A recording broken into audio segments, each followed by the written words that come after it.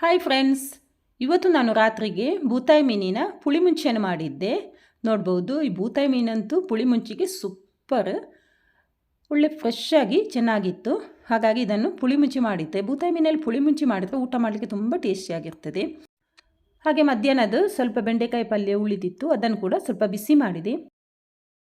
ಹಾಗೆ ಮನೆಯಲ್ಲಿ ತಂದ ದ್ರಾಕ್ಷಿ ಹಾಗೆ ಉಳಿದಿತ್ತು, ಅದರಿಂದ ನಾನೊಂದು ಹಲ್ವಾ ಮಾಡಿದೆ. ಇಲ್ಲಿಂದ ಒಂದು ಪೀಸ್ ಮಂಗಮಾಯ ಆಗಿದೆ. ನೋಡ್ಬೋದು, ಮಕ್ಕಳದನ್ನು ಟೇಸ್ಟ್ ಮಾಡಲಿಕ್ಕೆ ಅಂತ ತೆಗೆದು ಮುಗಿಸಿದ್ದಾರೆ. ಹಾಗೆ ಹಲ್ವಾ ಅಂತೂ ಸೂಪರ್ ಆಗಿತ್ತು. ಸಿಂಪಲ್ಲಾಗಿ ಈ ಥರ ನಾವು ಹಲ್ವಾ ಮಾಡ್ಬೋದು. ಕೆಲವರಿಗೆ ದ್ರಾಕ್ಷಿ ಹಣ್ಣು ತಿಂದರೆ ಎಲ್ಲ ಶೀತ ಆಗ್ತದೆ, ಅಂಥವರು ಈ ಥರ ಹಲ್ವಾ ಮಾಡಿ ತಿನ್ಬೋದು. ನೋಡ್ಬೋದು ಎಷ್ಟು ಸಾಫ್ಟಾಗಿ ಸೂಪರ್ ಆಗಿದೆ. ಇದರ ರೆಸಿಪಿಯನ್ನು ನೆಕ್ಸ್ಟ್ ಟೈಮ್ ನಾನು ಶೇರ್ ಮಾಡ್ತೇನೆ. ಹಾಗೆ ಇಲ್ಲಿ ನಾನು ಅರ್ಧ ಲೀಟರ್ನಷ್ಟು ಹಾಲನ್ನು ಕುದಿಲಿಕ್ಕೆ ಇಟ್ಟಿದ್ದೇನೆ. ಇದು ಕುದಿಸಿಬಿಟ್ಟು ನಂತರ ತಣ್ಣಗಾದ ಮೇಲೆ ರಾತ್ರಿ ನಾನು ಇದಕ್ಕೆ ಹೆಪ್ಪು ಹಾಕಿ ಇಡ್ತೇನೆ. ಹಾಗೆ ನಾಳೆ ಮಧ್ಯಾಹ್ನಕ್ಕಾಗುವಾಗ ಮೊಸರು ರೆಡಿ ಆಗ್ತದೆ. ಹಾಗೆ ಮಕ್ಕಳಿಗೆ ಇನ್ನೂ ಊಟ ಬಡಿಸ್ತಾ ಇದ್ದೇನೆ. ನನ್ನ ಮಗನಿಗೆ ಈ ಥರ ಮೀನು ಸಾರೆಲ್ಲ ಇದ್ದರೆ ತುಂಬ ಇಷ್ಟ. ಆದರೆ ಈ ಬೂತಾಯಿ ಮೀನಲ್ಲಿ ಸ್ವಲ್ಪ ಮುಳ್ಳಿರುವುದರಿಂದ ಮೀನನ್ನು ತಿನ್ನಲಿಕ್ಕೆ ಅಷ್ಟೊಂದು ಇಷ್ಟಪಡಲ್ಲ. ಹಾಗೆ ಒಂದೇ ಮೀನನ್ನು ಹಾಕಿದ್ದೇನೆ. ಹಾಗೆ ಮಧ್ಯಾಹ್ನ ಸ್ವಲ್ಪ ಬೆಂಡೆಕಾಯಿ ಪಲ್ಯ ಇತ್ತು, ಅದನ್ನು ಹಾಕಿದೆ.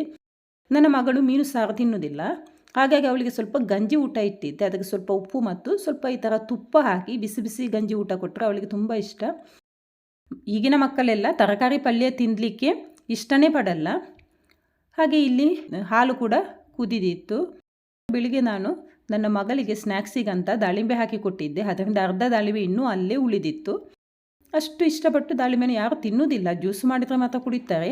ಹಾಗೆ ಉಳಿದಂತಹ ದಾಳಿಂಬೆಯನ್ನು ನಾನು ಸುಳಿದಿಡ್ತಾ ಇದ್ದೇನೆ, ಯಾರಿಗಾದರೂ ಬೇಕಿದ್ರೆ ತಿನ್ನಲಿ ಅಂತೇಳಿ. ಮಕ್ಕಳು ಗ್ಯಾರಂಟಿ ತಿನ್ನಲ್ಲ, ನನ್ನ ಹಸ್ಬೆಂಡ್ ಆದರೂ ತಿಂತಾರೆ ಅಂಥೇಳಿ ಅದನ್ನು ಸುಳಿದಿಡ್ತಾ ಇದ್ದೇನೆ.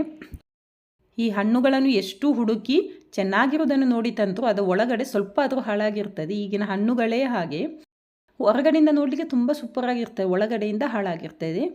ಇಷ್ಟೇ ಫ್ರೆಂಡ್ಸ್ ಇವತ್ತಿಂದು ಮಿನಿ ವ್ಲಾಗ್. ನಿಮಗೆ ಇಷ್ಟ ಆದರೆ ಒಂದು ಲೈಕ್, ಕಮೆಂಟ್ ಮತ್ತು ಶೇರ್ ಮಾಡಿ. ಹಾಗೆ ಸಬ್ಸ್ಕ್ರೈಬ್ ಮಾಡೋದನ್ನು ಮರೆಯಲೇಬೇಡಿ. Thank you.